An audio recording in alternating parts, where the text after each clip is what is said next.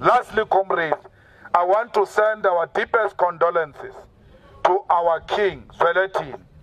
We say to the Zulu nation and the people of South Africa, we have lost a fighter, we have lost a hero, we have lost a fearless leader of our people. Because you cannot be a king without warriors. You saw the Zulu warriors are out now, saluting their own. Those people are not dancers. Those people are soldiers.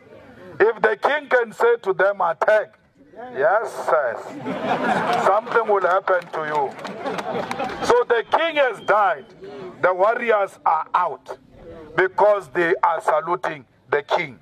So on behalf of all of you, we will be going there to Nongoma on Tuesday to also pay our respect and to say to the Zulu people, we thank the king for being at the center of peace in KwaZulu-Natal.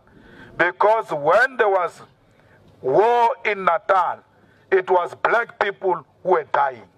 And if someone comes and sits in the middle of facilitating peace so that you stop the killing of black people, such a person is worth celebrating. So leave your tribalism. I am Pedi, I am Zulu, I am Xhosa. We are one. We are black people. And when the Zulu nation has lost a king, stop saying, it's not my king.